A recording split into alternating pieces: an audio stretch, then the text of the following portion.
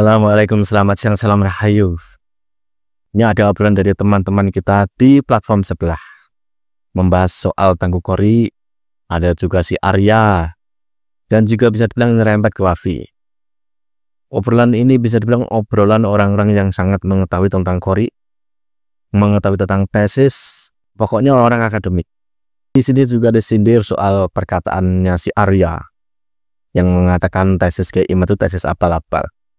Ya bagi Arya gitu loh. Makanya kita itu ketawa saja saat dia mengatakan tesis abal-abal. Dia pendidikannya nggak tinggi. Sampai mana sih pendidikannya? Dia itu kan jangan modal nekat. Dia hanya modal pokoknya ngomong gitu loh. Kadang juga omongannya lebay over dan dia tahu gitu loh. Orang-orang itu tuh baik. Makanya segala yang dia katakan itu pasti juga aman. Kalau orang itu nggak baik, wah dia itu gitu. Apalagi Wafi itu, aduh. Ini orang mengatakan tesis itu copy paste. Semua ilmu mana ada yang tidak copy paste gitu loh. Mana ada. Semua ilmu itu copy paste. Kamu mempelajari hadis, dalil apapun itu juga copy paste dari kitab. Kalau kamu mau merasakan ilmu yang bukan copy paste, selama dunia marifat, nanti kamu tahu. Ternyata copy paste yang dijabarkan itu hanya sedikit. Dengan hal-hal lain yang bisa dibilang itu penelusuran sendiri, pengalaman sekitar sendiri lah itu. Dan ini pun juga tiap orang juga berbeda, hasilnya nggak sama. Nggak usah berlama-lama lah, karena ini filenya lumayan panjang. Mungkin bagi yang masih ragu, mungkin bagi yang sudah kecuci otaknya bahwa tesis GIM itu abal-abal, mungkin bagi yang percaya dengan ucapan-ucapan mereka itu yang orang-orang yang anti tesis, Anda melihat ini udah tahu gitu loh, sesungguhnya seperti apa tuh. Tengku Kori itu bisa dibilang di channel saya ini penontonnya tinggi termasuk gitu loh. Kalau saya hanya menginginkan view itu banyak, cukup setiap hari membahas si Kori ini, bisa gitu. Tapi saya nggak mau. Kayak apapun yang sudah ada di channel ini soal Kori ya harus ada membandingnya juga. Makanya juga saya ya bisa dibilang adalah misalkan bahan-bahan dari beberapa teman kita tampilkan di sini. Ya biar orang itu paham. Ternyata tidak semua orang yang terlihat pintar itu dia bisa jujur dengan ilmunya sendiri, dia bisa jujur dengan dirinya sendiri. Segala dalih alasan apapun semua orang itu bisa. Tetapi konsisten, kejujuran itu memang ternyata sangat penting. Gak usah lama-lama, ini udah videonya. Obrolan teman-teman kita dari platform sebelah. Ini dia. Bagaimana gigihnya Tengku Kori untuk membela pendiriannya. Dalam hal ini kalau menurut saya mewakili dirinya yang mungkin satu visi dengan Kiai Imad. Kala itu ya. Iya. Saya lanjut dulu. Nanti Panjenengan bisa luruskan saya salah dalam hal ini. Sampai dia berani-beraninya mengatakan bahwa Habib Jahanam atau Anut Jahanam semuanya serba Jahanam ya. Itu sudah pasti. Jadi tidak ada lagi selain kata Jahanam waktu itu. Nah, cuman akhir-akhir ini berbelok arah dan dia mungkin menemukan sesuatu kebenaran di dalamnya. Kira-kira begitu menurut asumsi saya. Sehingga dia mungkin mulai bersyahadat, mulai bertaubat, sehingga dia berbalik arah dengan bukan menjelekkan, tapi akan mengcounter dan menantang debat daripada Kiai Imad. Mohon tanggapannya. Silakan, siapa yang mau nanggapi? Saya dulu nanggapi, Yai. Jadi Bang Eus, sepanjang ya bentar Yai. Bentar Yai. Saya bentar sebelum ditanggapi. Silakan ya, persoalan Tengku Kori ini kan persoalan itu umum, itu yang perlu saya perlu klarifikasi dulu dengan Yai Anjas. Saya merasa tersinggung banget dengan pernyataan Yai Anjas yang membanding-bandingkan antara loh, ini benar, ini perlu diklarifikasi. Saya harus tegas dalam hal ini karena ini menyangkut akidah. Kenapa tadi Yai Anjas menyatakan bahwa yang di Komal ini lebih baik daripada 70.000 Habib? Kan begitu. Karena itu nggak apple to apple, Yai. Kita beda akidah dengan Habib-Habib itu. Mereka syahadatnya 3. Kita syahadatnya. Jadi jangan sampai kita mau dibanding-bandingkan. Kan saya senantiasa bilang sama Yai Anjas, ada orang yang membandingkan dengan iblis pun itu iblis tersinggung karena iblis itu tersinggung karena iblis tidak pernah ngaku sebagai cucu Nabi. Sementara Bani Balawi ini ngaku cucu Nabi. Lah hari ini ya Anjas sudah membanding-bandingkan kita dengan para kabib-kabib itu. Itu kan merendahkan derajat kita yang memang bersyahadat yang sesuai dengan syahadat apa namanya 2 kalimat syahadat. Lah sekarang kan udah jelas kabib-kabib itu syahadatnya 3, nabinya Fakih Muqaddam. Bahkan Fakih Muqaddam itu ngaku anallah. Masa kita mau dibanding-bandingkan itu? Saya minta klarifikasi dulu ya Anjas. Dan jangan lagi membanding-bandingkan kita. Sih. Terima kasih Kiai Satria Kuda Garin, Bang Garin silakan tanggapi ini. Ini fenomena ini kalau saya anggap tadi Qori itu kan fenomena Bang Yus ya. Artinya narasinya yang dia sampaikan waktu dulu dia berdiri di sini bersama kita membela tesisnya Kiai Imaduddin Sunan Bantani, dengan sekarang dia berdiri di sana sebagai kacungnya Mbak Alawi, narasinya nggak berubah Bang Yus. Artinya apa? Ya, kalaupun ada yang dia sampaikan itu sudah batal demi ini ilmu akademik. Karena dia sudah ini mendustakan keilmuannya sendiri kalaupun dia memang mengaku berilmu. Karena sejauh ini yang kita saksikan di Komal-Komal apa yang dia sampaikan dari dulu sampai sekarang nggak pernah berubah. Hanya arah hujatannya yang berubah Bang Yus. Mungkin cuma itu aja yang mau saya sampaikan. Terima kasih. Nah, saya jawab ya Bang Yus. Hanya sebentar, kalau kata saya itu kebalik tuh Bang, siapa namanya Bang Garin. Yang benar itu bahwa literasinya Qori tidak berubah, yang berubah itu narasinya. Jadi tidak ada kitab baru yang ditampilkan Qori terkait dengan ketersambungan nasab Ba'alwi. Kitabnya sama, masih pakai kitab terdahulu dengan mencoba memutarbalikkan narasi. Nah, kalau memutarbalikkan narasi, sementara dia merasa menjadi bagian daripada orang yang memahami ilmu nahwu, kok jadi berubah ilmu nahwunya kan begitu. Nah itu makanya saya bilang tadi Bang Satria, artinya sudah batal. Apapun yang dia sampaikan itu nggak perlu lagi kita dengarkan gitu loh. Oke, saya mau nanggapi secara logis ya, Nana Bagius. Jadi kenapa Qori berpindah alih? Qori itu saya tahu. Mulai awal sampai dia pindah saya tahu.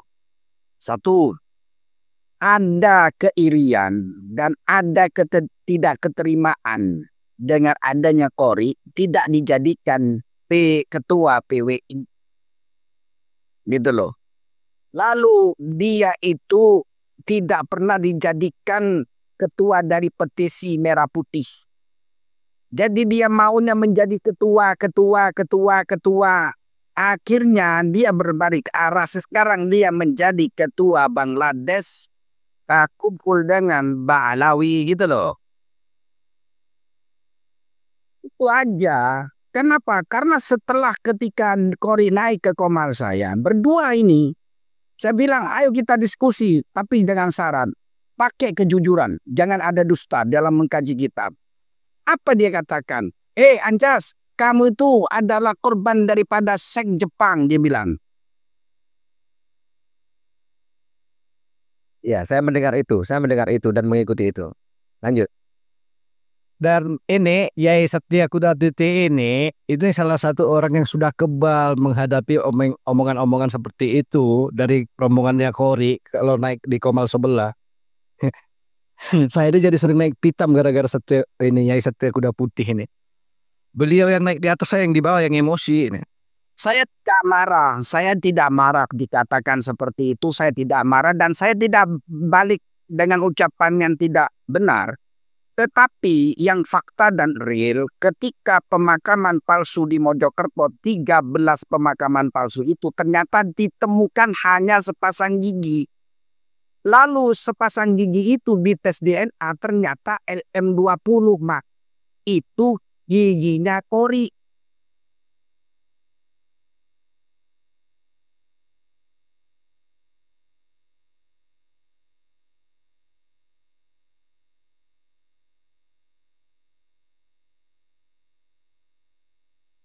Jadi tidak ada pengaruh. Qori mau pindah ke atas langit lah, mau pindah ke Mi'ofirat lah. Dan tidak ada pengaruh bagi kita karena kebenaran yang absolut itu pasti ada.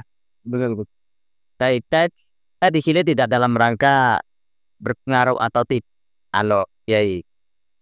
Kan hanya saja yang kala itu saya kan sampaikan tadi, kala itu begitu gigihnya Tengku Kori ya, sampai tidak ada terlewatkan kalimat jahanam untuk para habib kan begitu kan. Namun hari ini yang kita lihat sedemikian rupa, bahkan panjenengan dikatakan anak daripada orang tua dari budak seks Jepang kan begitu toh. Artinya begini, dia mungkin menurut asumsi saya menemukan sesuatu yang sifatnya mungkin kebenaran bagi dirinya bahwa sesungguhnya Habib ini memang benar-benar tersambung. Itu asumsi saya. Begitu. Izin, oke, jadi gini, Bang Yus secara umum ketika melihat sebuah perubahan Kori itu memang pasti akan berpandangan demikian, Kiai, gitu Kiai. Tuh. Cuman ketika kita telisik dan telusuri itu bukan seperti itu, tapi ya atau pandangan Bang Yus ini juga bisa dimengerti lah. Karena orang lain pun akan demikian ketika tidak memahami secara utuh gitu. Kira-kira demikian Kiai. Ya, izin ya, nambahin dikit. Bang Yus, pahami apa yang disampaikan ya Anda tadi? Satria Kuda, sebentar, sedikit deh, sebentar. Begini Bang Yus, kenapa Kori pindah ke sebelah dan dia menemukan kebenaran lalu membaca syahadat lagi? Iya, karena membaca syahadat 3 itu Bang Yus.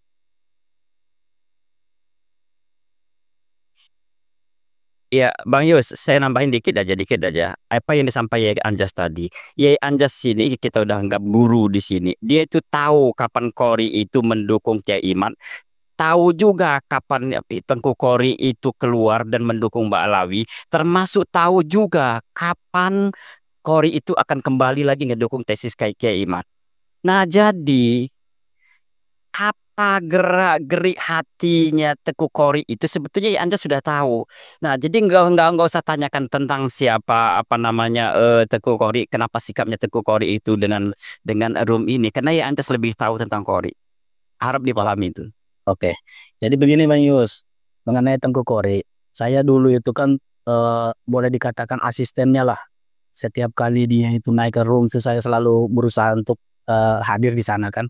Tetapi ketika dia berpaling seperti membalikkan telapak tangan, itu saya sempat kecewa dan sempat pesimis dengan adanya protesis ini. Nah, tetapi saya itu berpikir begini, Bang Yus. Saya itu berpikir begini. Kalau ini kebenaran, jangankan seorang Kori, Kiai Imaduddin saja seandainya mau membatalkan kajian beliau, rasanya mustahil deh. Kenapa? Karena apa yang beliau sampaikan itu memang betul-betul fakta dan sudah dikaji oleh para ilmuwan, para dokter, para profesor dan dosen-dosen. Nah, di situ ada timbul terbangun lagi pesimistis saya. Gitu Bang Yus. Optimisme ya terbangun Bang Adik. Optimisme maksudnya.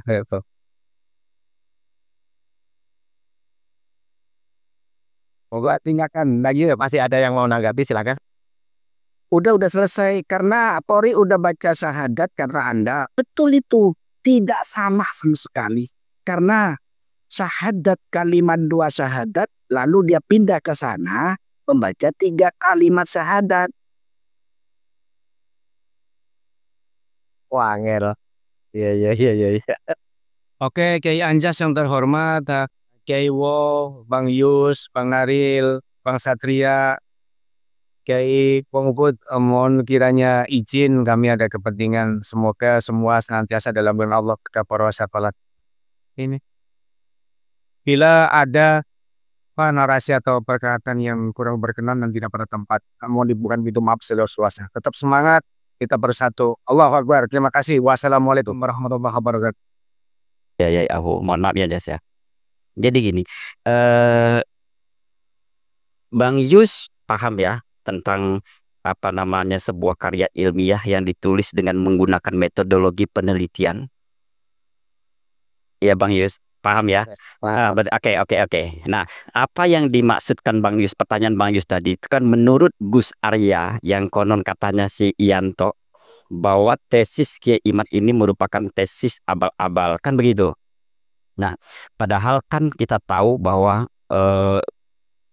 tesis Kiai Iman ini kajian ilmiah Kiai Imad ini merupakan sebuah karya tulis. Bukan si maha benar, tapi karya tulis yang spektakuler yang diawali dengan melakukan penelitian. Bukan hanya dalam kurun waktu 1 tahun, kan gitu. Tapi sampai 2-3 tahun. Baik itu kajian pustaka maupun kajian lapangan. Kan gitu. Dan itu menggunakan metodologi penelitian.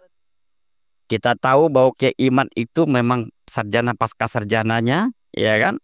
Nah, jadi pada saat si Yanto tadi mengatakan bahwa tesisnya Kiai Imad itu merupakan tesis abal-abal, karena memang rata-rata yang mengatakan tesis Kiai Imad abal-abal adalah seseorang atau tokoh-tokoh yang notabene mereka tidak mengenyam pendidikan tinggi yang pernah belajar metodologi penelitian yang 6 SKS itu. Lah, kalau Bang Yus memang paham tentang metodologi penelitian, kan kita di perguruan tinggi sudah sering ya, dan itu materinya itu 6 SKS itu. Kalau dibagi 1-2 SKS itu 1 semester, berarti 3 semester itu. Khusus untuk hal metodologi penelitian, sebuah kajian ilmiah. Maka kenapa kalau di tingkat strata 1 itu kita diminta untuk buat skripsi, di tingkat pasca sarjana itu kita membuat tesis, dan di tingkat program doktoral itu kita membuat disertasi, itu kan diawali dengan sebuah metodologi penelitian nama mata kuliahnya. Kan begitu. Nah, jadi sekali lagi saya tegaskan, pada saat Yanto tadi mengatakan atau Gus Arya tadi mengatakan bahwa tesis Kiai Imad itu merupakan tesis abal-abal karena ketidakmampuan otaknya Gus Arya itu dalam menjangkau sebuah karya tulis ilmiah. Itu mah di situ Bang Yus. Begini. Sebelum munculnya apa yang dikatakan oleh Gus Aryadi alias Mas Yatno, itu kan sebelumnya kan sudah tersebar dan tersiar bahwa tesis yang dibuat atau karya ilmiah yang dibuat oleh Kiai Imad itu adalah tesis yang copy paste. Artinya hanya comot-comot di Google kan gitu informasinya kan. Nah, menurut panjenengan dengan adanya tuduhan-tuduhan semacam itu bagaimana?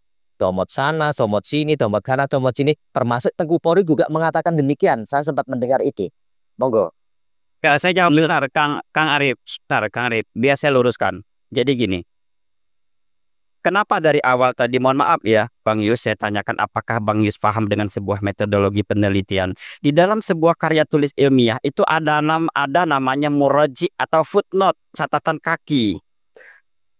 Kenapa? Karena itu sebuah karya tulis ilmiah yang harus dilakukan penulisannya itu dengan standar literatur.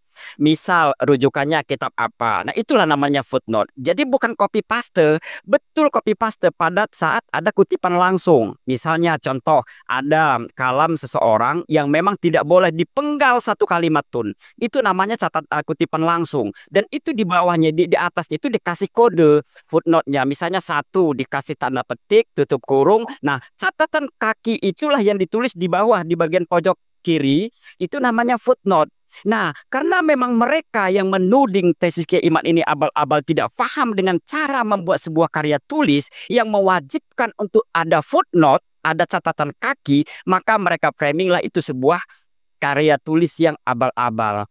Intinya gini Bang Yus, intinya mereka memang tidak pernah paham dengan sebuah karya tulis, bagaimana cara membuat karya tulis yang ilmiah, yang komprehensif, yang objektif, sesuai dengan standar-standar kaidah ilmu. Maka wajar mereka senantiasa mengatakan itu tesis abal-abal. Sekali lagi saya tegaskan, karena ketidakmampuan otak mereka, karena memang mereka belum pernah belajar tentang bagaimana metodologi sebuah penelitian yang ilmiah.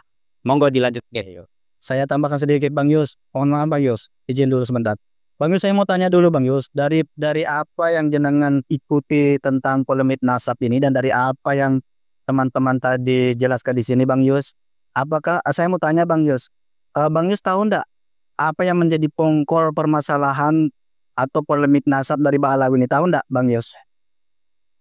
Setahu saya, baik ya, tahu saya, kala itu di sana ada sebuah isi ceramah beberapa habib mungkin ya, terus ada Muhibbin juga yang mengatakan ya bulu kiai ya salah satu itu salah satunya adalah di dalam darah aneh mengalir darah Nabi. Nah, kira-kira menurut yang saya tahu itu.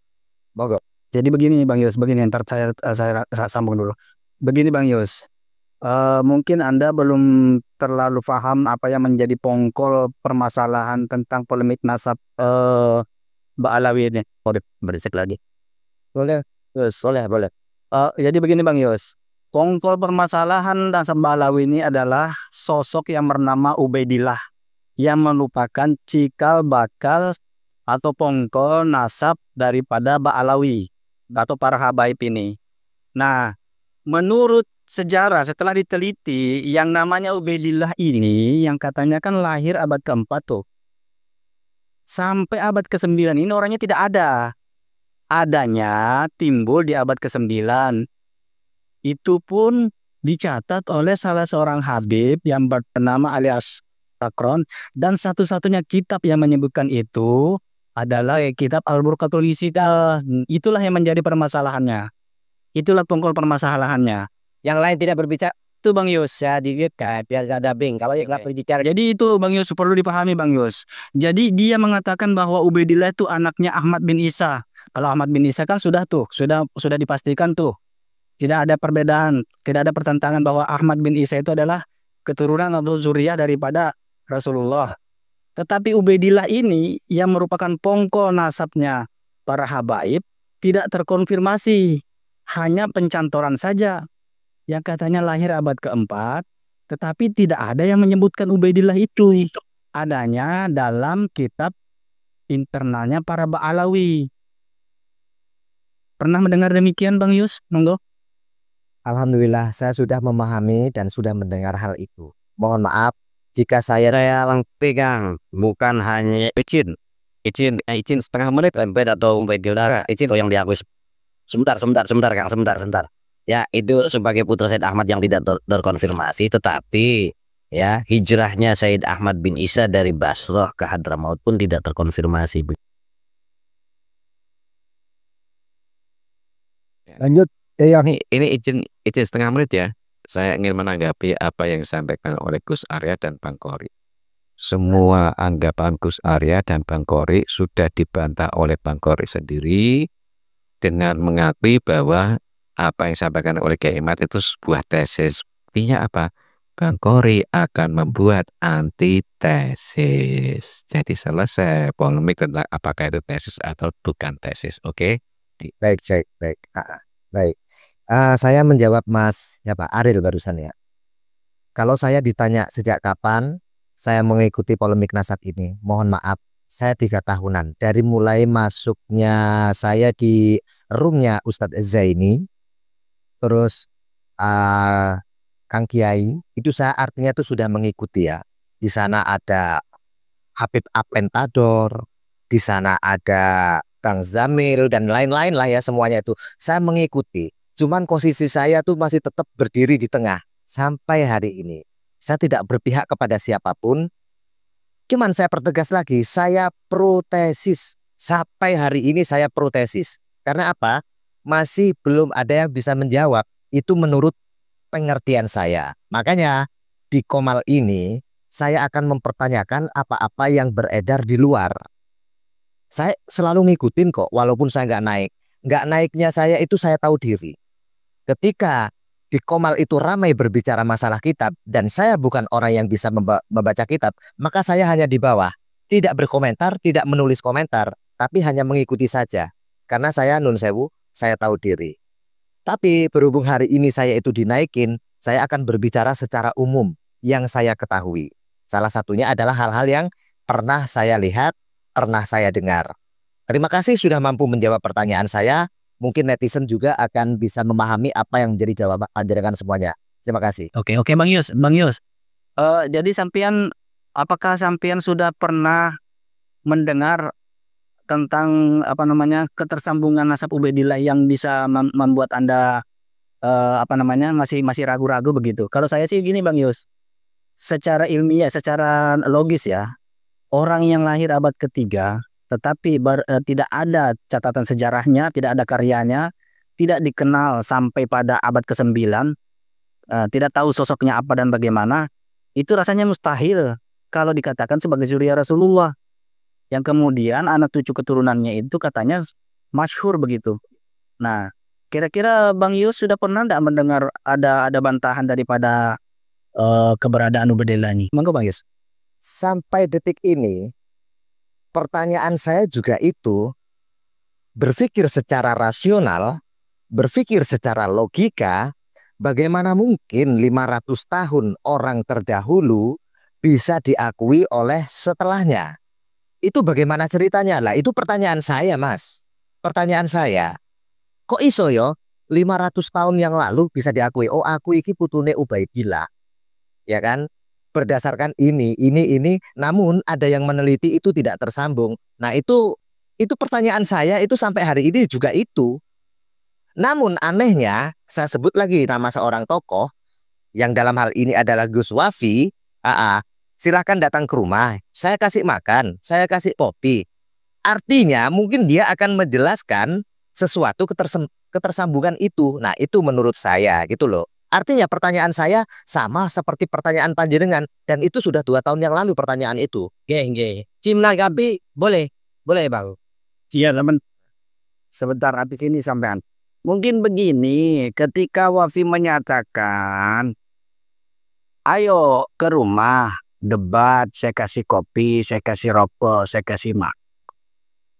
Nah itu kan asumsi panjenengan Yus menyatakan mungkin ada ketersambungan Ubaidillah sama Ahmad bin Isa. Nah, tukar itu asumsi saya, betul. Ya itu asumsi ya. Kalau saya asumsi bukan begitu. Mungkin mau nanyakan nomor rekening. Bang Yos, izin saya mau nanya Bang Yos, nggak mengurangi rasa hormat. Apa sebenarnya yang ada di dalam alam bawah sadar Bang Yus ya untuk mendukung tesis Kiai Madudin Al-Bantani? Apa yang ingin Bang Yus ketahui sehingga abang mendukung tesisnya Kiai Madudin walaupun abang saat ini masih berdiri di tengah-tengah gitu? Begini, setiap kali ruang diskusi itu dibuka, maka saya naik. Dan di sana pun saya membuat catatan. Nah, catatan itulah yang nantinya akan saya buat pertanyaan, Mas. Ketika saya masih belum yakin. Ya kan? Apabila menurut mereka pertanyaan saya itu sudah dijawab dan mungkin logis buat saya. Karena saya bukan pembaca kitab ya. Jadi saya kalau disodorin kitab yang jelas saya nggak bisa baca. Kalau tulisan Latin jelas saya bisa. Kan begitu. Nah, terkait dengan pertanyaan panjenengan, apa yang menjawab bawah alam sadar saya ya, sampai saat ini saya masih posisi di protesis. Iya, yang saya tanyakan apa yang Bang Yus harapkan ya dengan adanya tesis ini. Yang saya tidak ada harapan apa-apa kok.